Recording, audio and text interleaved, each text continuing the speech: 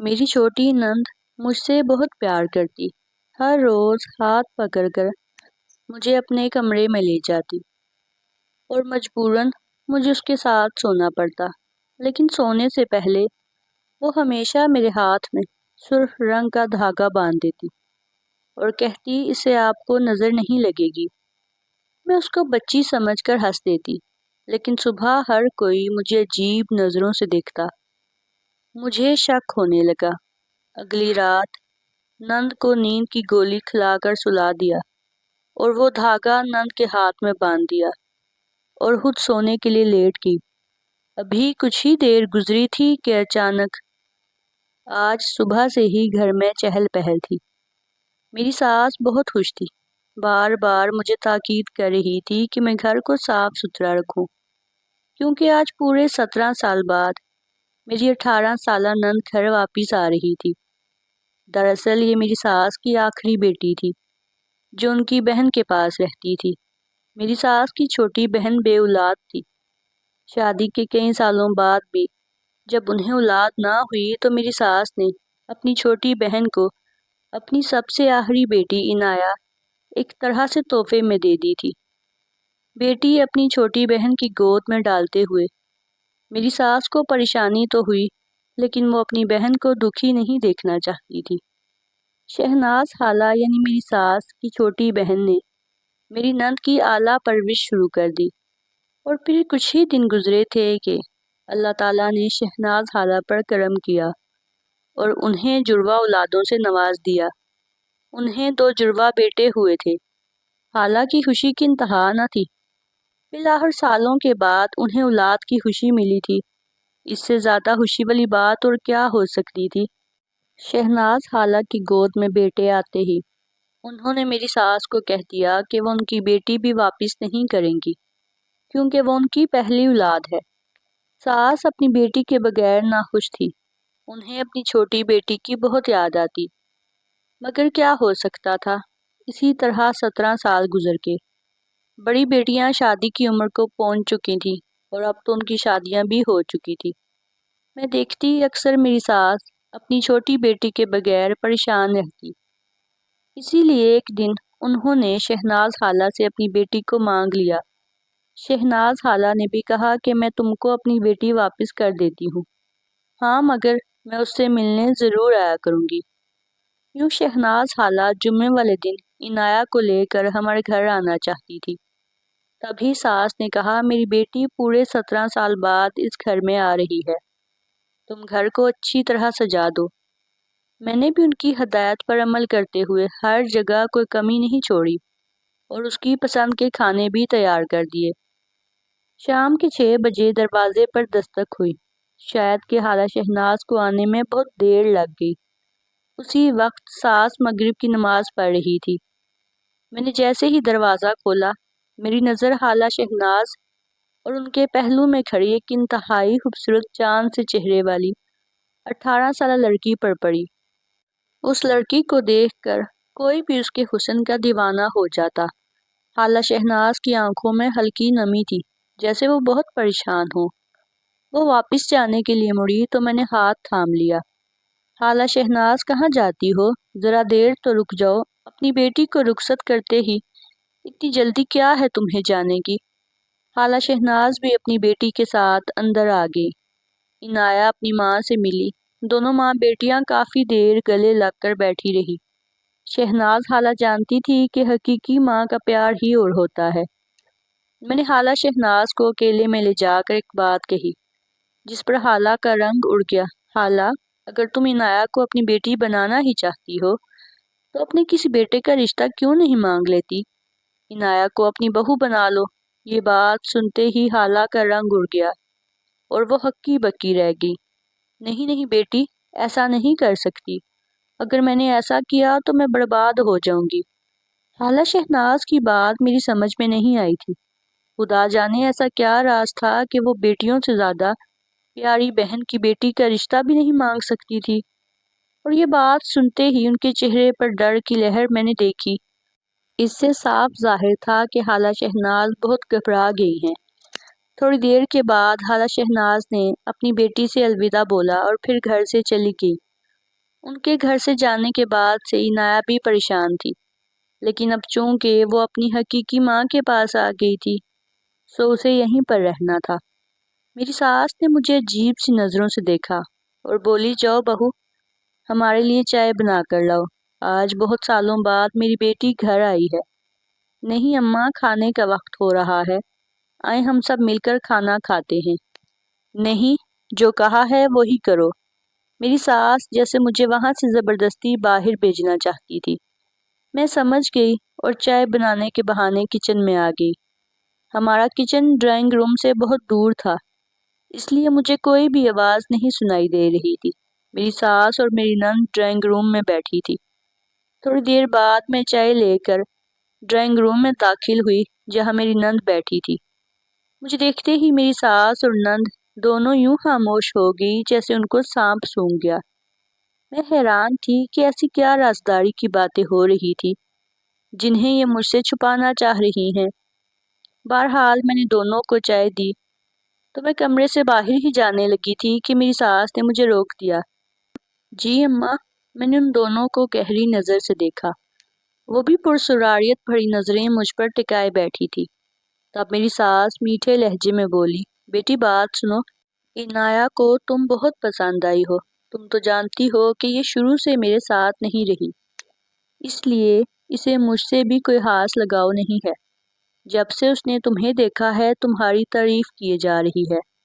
تم ایسا کرو، اپنی نند کو اپنے کمرے میں لے جاؤ، اب سے یہ تمہارے ساتھ ہی سوئے گی، بس جب تک نعمان گھر آتا تب تک۔ میری ساس نے میرے شوہر کا نام لیتے ہوئے کہا، جو ان دنوں اپنے کسی کام کے سلسلے میں دوسرے شہر گئے ہوئے تھے۔ اچھا ٹھیک ہے ماں جی، میں عنایہ کو اپنے کمرے میں لے جاؤں گی۔ میں نے بظاہر تو کہہ دیا تھا، لیکن مجھے سخت حیرت ہو رہی تھی کہ کوئی بیٹی اپنی ماں سے زیادہ اپنی بھابھی کو کیسے پسند کر سکتی ہے، اور پھر وہ بھابھی جسے اس نے پہلی بار دیکھا ہو۔ میں تو اپنے گھر کے کاموں میں مشغول ہو گئی۔ دن بھر کے کام کرنے کے بعد رات کو تھک ہار کر اپنے کمرے میں پہنچی تو دیکھا عنایہ پہلے سے بستر پر نیم دراز تھی اور جیسے میرا انتظار کر رہی تھی۔ وہ سوئی نہیں تھی بلکہ کب سے جاگ رہی تھی۔ میں نے جاتے ہی اسے سلام کیا تو وہ لپک کر میرے پاس آ کر بیٹھ گئی۔ بھابھی، آپ کو پتہ ہے آپ مجھے بہت پیاری لگتی ہیں، میری نند نے عجیب لہجے میں کہا۔ ہاں ٹھیک ہے عنایہ، میں جانتی ہوں کہ تمہیں اپنی بھابھی سے ایک دم بہت پیار ہو گیا ہے، میں نے طنزیہ لہجے میں کہا، لیکن عنایہ نے میری بات کا کوئی جواب نہیں دیا۔ یوں لگتا تھا جیسے اسے اس بات سے کوئی فرق نہیں پڑتا کہ میں اس کے ساتھ کیسا رویہ رکھوں۔ تھوڑی دیر وہ مجھ سے باتیں کرتی رہی، پھر میں نے نیند کا بہانہ کر دیا۔ میں واقعہ ہی بہت تھکی ہوئی تھی اور سونا چاہتی تھی، جبکہ میری نند اپنے بستر پر چلی گئی اور میں سونے کے لیے آنکھیں موندے ابھی لیٹی ہی تھی کہ وہ دوبارہ چھلانگ لگا کر میرے بستر پر آ گئی۔ میری آنکھ کھلی، میں نے ناگواری سے اسے دیکھا۔ وہ آنکھوں میں مخصوص چمک لیے بولی، بھابھی، ایک بات تو میں بھول ہی گئی تھی، آپ بہت خوبصورت ہیں، کہیں آپ کو نظر نہ لگ جائے۔ میں اس کی بات سن کر چڑ سی گئی۔ اچھا تو پھر تم بچا لو مجھے نظر لگنے سے۔ ہاں ہاں بچاؤں گی نا، یہ دیکھیں، اس نے ایک سرخ رنگ کا دھاگا میری آنکھوں کے سامنے کرتے ہوئے کہا کہ اس دھاگے کو باندھنے کے بعد آپ کو نظر نہیں لگے گی۔ لائیں اپنا ہاتھ آگے کریں، میں آپ کی کلائی پر اسے باندھ دیتی ہوں۔ میری نند نے کہا مجبوراً۔ میں نے اپنا ہاتھ آگے کر دیا، میں جانتی تھی اس کے بغیر یہ میری جان نہیں چھوڑے گی۔ دھاگا باندھنے کے بعد اس نے مجھے کہا کہ یہ دھاگا میں کبھی نہ اتاروں، یہ بہت قیمتی ہے، اس دھاگے کے ہوتے ہوئے نظر نہیں لگتی، انسان بری آفات سے محفوظ رہتا ہے۔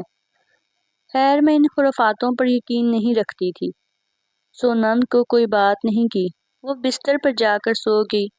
مجھے نیند آ گئی۔ صبح میں اٹھی تو میری نند کمرے میں نہیں تھی۔ ہاتھ منہ دھو کر میں ڈرائنگ روم تک پہنچی۔ وہاں جا کر دیکھا تو ساس اور نند سر جوڑے بیٹھی آپس میں باتیں کر رہی تھی۔ مجھے دیکھتے ہی فوراً چپ ہو گئی۔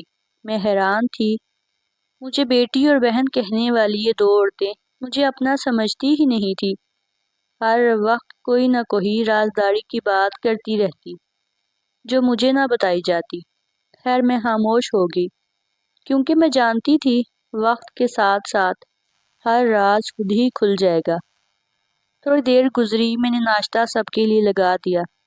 میری دوسری نندیں جو کہ اپنی چھوٹی بہن سے ملنے آئی تھی وہ بھی آج گھر میں جمع تھی۔ صبح صبح ان لوگوں نے گھر میں ڈیرا جما لیا تھا۔ سب کے لیے ناشتہ لگانے کے بعد میں بھی میز پر بیٹھ گئی۔ میری نندیں، میری ساس اور باقی سب لوگ مجھے عجیب نظروں سے دیکھ رہے تھے۔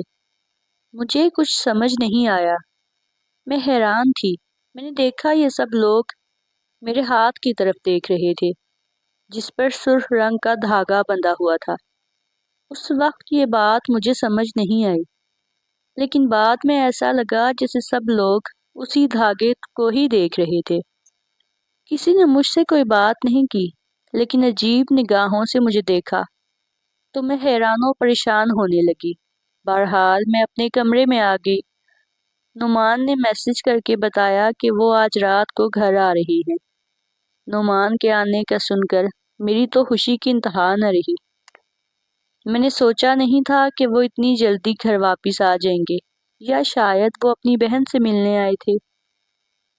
میں نے ان کے لیے خصوصی تیاری بھی کرنا تھی، مگر ساس اور نند کو یہ سارے چونچلے پسند نہیں تھے۔ ویسے بھی نعمان رات کو گھر آتے تھے۔ میں نے سوچ لیا تھا کہ دن بھر گھر کے کام کروں گی تاکہ ساس کو شک نہ ہو۔ رات کو نعمان کے آنے کے وقت پہلے ہی کمرے میں تیار ہو جاؤں گی۔ لیکن نند، اس کا کیا کروں؟ وہ تو میرے کمرے سے نکلتی ہی نہیں تھی۔ خیر، رات کی رات کو دیکھی جائے گی، میں نے یہ سوچا اور کام میں مگن ہو گئی۔ دن کیسے گزرا پتہ ہی نہیں چلا۔ نعمان کے آنے کا وقت ہو گیا۔ میں نے اپنی نند کو کمرے سے باہر نکالنے کی بہت کوشش کی، مگر وہ تو ٹس سے مس نہیں ہوئی۔ تھوڑی ہی دیر میں اس کی آنکھ لگ گئی اور وہ خراٹے بھرنے لگی۔ نعمان کا میسج دوبارہ آیا کہ میں رات کے 1 بجے پہنچ جاؤں گا۔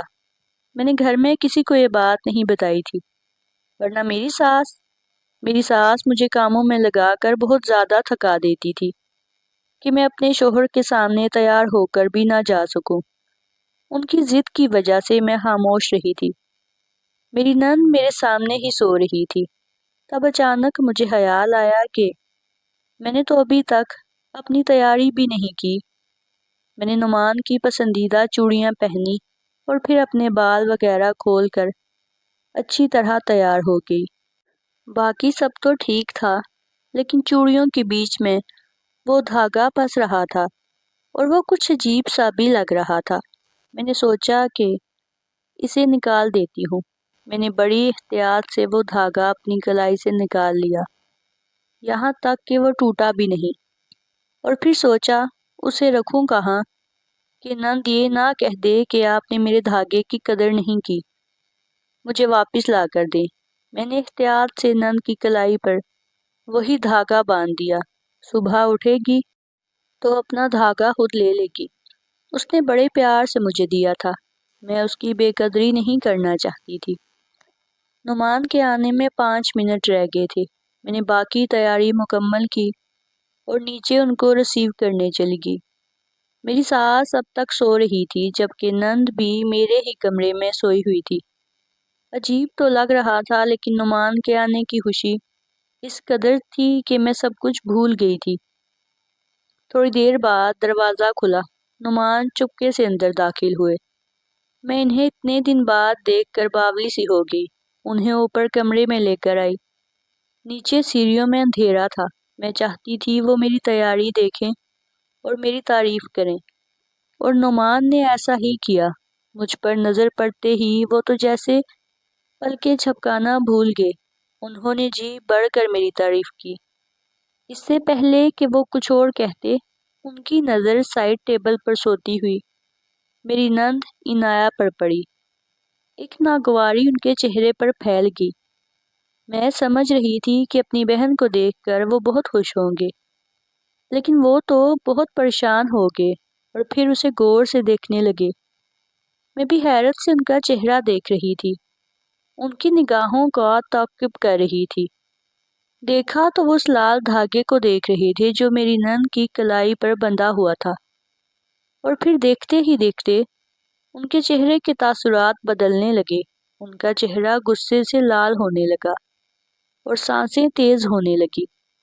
میں ان کو دیکھ کر گھبرا گئی تھی، اور پھر یک دم وہ چلا اٹھے، عنایہ یہ کیا تماشا ہے؟ نعمان نے اپنی بہن کو بازو سے پکڑ کر ایک جھٹکے سے اٹھایا۔ عنایہ نیند سے ہڑبڑا کر اٹھی۔ اپنے بھائی کو اپنے سامنے دیکھ کر وہ بھی پریشان ہوگی۔ کیا ہوا بھائی؟ آپ اتنے غصے میں کیوں ہیں؟ میں نے کیا کیا؟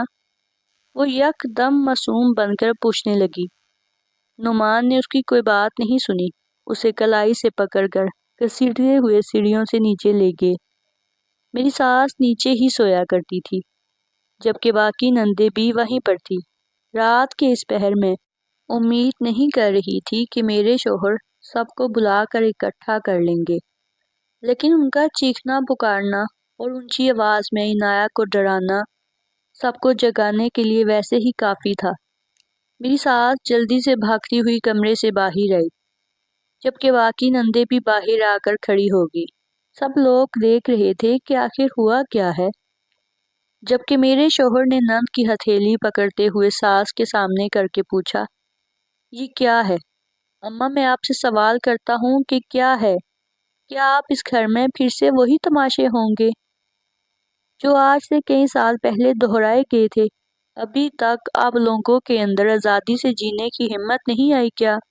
اب میری جان کے پیچھے میری بہن کی قربانی دیں گی؟ میرا شوہر غصے بھرے لہجے میں بول رہا تھا، جبکہ میری ساس چپ چاپ کھڑی تھی۔ میری نندوں کو تو جیسے سانپ سونگھ گیا تھا۔ اتنے میں میری نند عنایہ رونے لگی۔ بھائی بھائی پلیز مجھے معاف کر دیں، یہ دھاگا تو بابی نے مجھے باندھا ہے، یہ میری کلائی پر نہیں تھا۔ آپ ان سے پوچھ لیں، ان سب سے پوچھیں، کل ناشتے کی میز پر سب نے بھابی کے ہاتھ پہ سرخ دھاگا دیکھا تھا۔ میری نند نے روتے ہوئے نعمان کو بتایا، لیکن وہ تو کچھ سننے کے موڈ میں نہیں تھے۔ میں اپنی بیوی کو جانتا ہوں، وہ ایسی نہیں ہے، وہ مجھ سے کوئی بات نہیں چھپاتی۔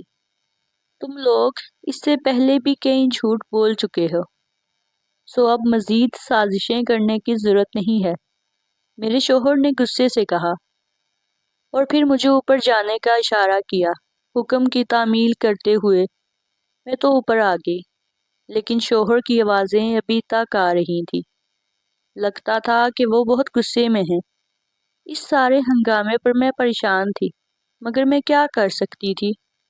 خاموشی سے سنتی رہی، یہاں تک کہ مجھے نیند آ گئی۔ میرے شوہر اوپر نہیں آئے۔ صبح اٹھی تو گھر میں چہل پہل سی تھی، لگتا تھا کہ کوئی بڑی بات ہوئی ہے۔ میں نے نعمان سے پوچھا تو وہ کہنے لگے ہماری چھوٹی بہن کا رشتہ ہو گیا ہے، اس کی رخصتی چند ہی دن بعد ہو جائے گی، بس اسی سلسلے میں ہم سب تیاری کر رہے ہیں۔ میں اپنے شوہر کے منہ سے یہ بات سن کر حیران رہ گئی، مگر بولی کچھ نہیں۔ چھوٹی سی عمر میں میری نند کو بیاہا جا رہا تھا، جس کی کوئی وجہ بھی سامنے نہیں آئی تھی، اور کوئی معقول رشتہ بھی نہیں ملا تھا۔ خدا جانے اس کی شادی کس شخص سے کی جا رہی تھی۔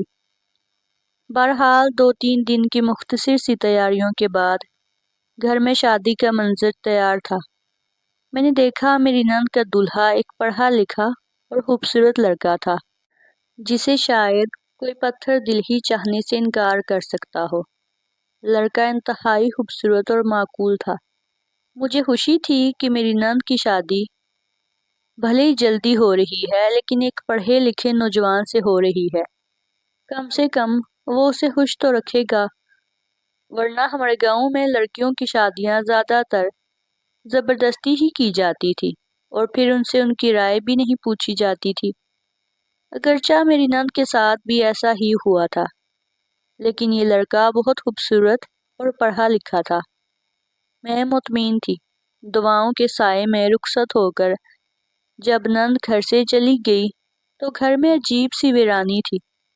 میری ساس تو اس قدر پریشان تھی کہ میں بتا بھی نہیں سکتی۔ انہوں نے اپنی بیٹی کے ساتھ 1 سال بھی نہیں بتایا تھا کہ بھائی نے اسے زبردستی رخصت کر کے پرائے گھر کا کر دیا۔ نند کو رخصت ہوئے بھی چند گھنٹے ہی ہوئے تھے کہ گھر کے باہر ایک عجیب سی آواز گونجنے لگی۔ میرا شوہر دروازہ کھول کر باہر گیا تو اونچی آوازوں کا سلسلہ شروع ہو گیا جو ہمارے کانوں تک پہنچتا تو ڈر کی ایک لہر میرے پورے وجود میں دوڑ جاتی۔ باہر لوگوں کے تیور ٹھیک نہیں لگ رہے تھے۔ میں نے جلدی سے اپنی ساس کو بتایا۔ وہ پہلے ہی پریشان تھی۔ ان کے چہرے کا رنگ ہلدی کی طرح پیلا پڑ رہا تھا۔ کچھ دیر کے بعد باہر اور ہنگامہ شروع ہو گیا۔ گاؤں کے باقی لوگ بھی آ گئے، جبکہ نعمان کو زخمی حالت میں ہسپتال پہنچایا گیا۔ نعمان کی پریشانی دیکھی نہیں جاتی تھی۔ ان کے زخم دیکھ کر میرے دل کو کچھ ہوتا تھا۔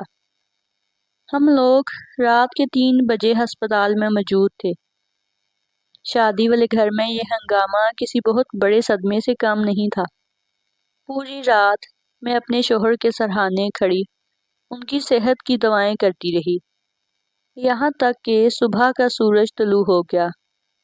ڈاکٹرز نے ہمیں کہہ دیا کہ مریض کی حالت اب خطرے سے باہر ہے، آپ انہیں گھر لے جا سکتے ہیں۔ نعمان کو گھر لے جانے کے لیے ان کے بڑے بھائی دوسرے شہر سے آئے تھے۔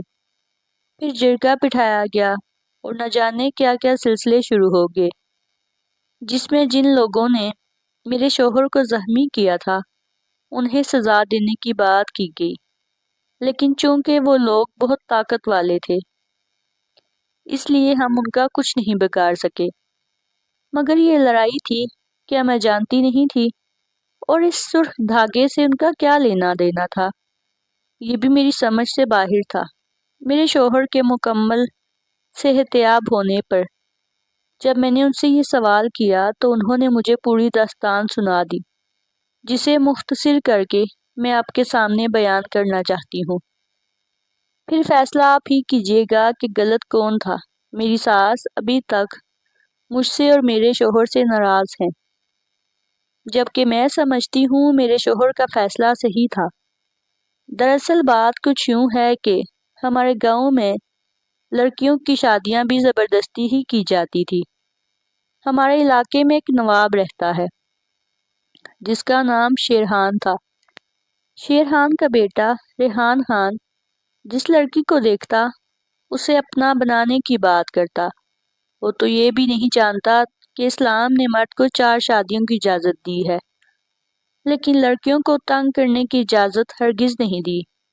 ریحان کی کیا عادات تھی، وہ جس لڑکی کو بھی دیکھتا اگر اسے پسند آ جاتی وہ اس کی کلائی پر سرخ دھاگا زبردستی باندھ دیتا، اور یہ دیکھتے ہی سارے گاؤں کو پتہ چل جاتا کہ لڑکی ریحان علی کی نظروں میں آ گئی ہے۔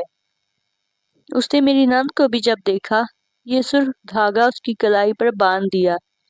عنایہ نے جب یہ بات خالہ شہناز کو بتائی تو خالہ شہناز ڈر کر اسے اپنی حقیقی ماں کے پاس چھوڑ گئی، جبکہ حقیقی ماں نے اپنی بیٹی کو یہ مشورہ دیا کہ تم یہ دھاگا اپنی بھابھی کی کلائی پر باندھ دو تاکہ سارا کا سارا الزام تمہاری بھابھی پر آن پڑے اور تم اس حادثے سے بھی بچ جاؤ جو تمہارے ساتھ ہونے والا ہے۔ اچھا ہے کہ تمہاری بھابھی بھی اس گھر سے چلی جائے گی اور میں تمہارا بندوبست کہیں نہ کہیں کر دوں گی۔ میری ساس نے یہ سب سوچتے ہوئے یہ بھی نہ دیکھا کہ میں اس کے بیٹے کی بیوی تھی، اور پھر یہ کہ نواب ریحان جس لڑکی کو پسند کر لے اس کے بعد وہ اسے جاننے نہیں دیتا۔ میری ساس نے بدنیتی سے کام لیا اور اپنی بیٹی کی شادی کرنے کی بجائے اپنی بہو کو گھر سے نکلوانے کی ٹھان لی۔ تبھی انہوں نے سوچی سمجھی سازش کے تحت وہ دھاگا میری کلائی میں باندھ دیا۔ خود میری ساس نواب ریحان کو برا آدمی نہیں سمجھتی تھی۔ تبھی جب قدرتی طور پر میرے شوہر کو اس دھاگے کا پتہ چلا تو میری ساس انہیں بھڑکانے لگی کہ اپنی بہن کی شادی تم اسی نواب کے بیٹے سے کر دو تاکہ تمہاری زندگی بھی آسان ہو جائے۔ ساس نے بلاہر سچائی کے اعتراف تو کر لیا تھا، لیکن وہ بھی خوفزدہ تھی۔ انہوں نے اپنی بیٹی کا فیصلہ ڈر کے زیر اثر کیا تھا، جس پر ہم میں سے کوئی بھی ان کا ساتھ نہیں دینا چاہتا تھا۔ تبھی نعمان نے اپنی بہن کے لیے ہمت سے کام لیا۔ اور اس کی شادی معقول نوجوان سے راتوں رات کر دی۔ نواب ریحان کو جب یہ بات پتہ چلی تو اس نے بہت غصے کا اظہار کیا، لیکن وہ کیا کر سکتا تھا، کیونکہ اب گاؤں کے لوگ اتنے ان پڑھ نہیں رہے تھے جتنا نواب ریحان نے سمجھ لیا تھا۔ ان میں ہمت آ گئی تھی، وہ نعمان کو بچانے عین وقت پر بھی آ گئے تھے۔ نواب ریحان ہاتھ ملتا رہ گیا، جبکہ میری نند اپنے گھر رخصت ہو کر چلی گئی۔ میں اپنے شوہر کی ہمت کو سلام کرتی ہوں اور ایسے علاقوں میں رہنے والے سب لوگوں سے درخواست کرتی ہوں کہ پلیز ہمت سے کام لیں، اپنے لیے خود سٹینڈ لیں، کیونکہ آپ کی عزت آپ کے اپنے ہاتھ میں ہوتی ہے۔ ناظرین، اگر آپ کو ہماری کہانی پسند آئی ہے تو ہمارے چینل کو سبسکرائب کر دیں، ویڈیو کو لائک کر دیں، شیئر کر دیں اور ہاں بیل آئیکن کو پریس کر دیں تاکہ آپ کو ہماری ہر کہانی کا نوٹیفیکیشن مل سکے۔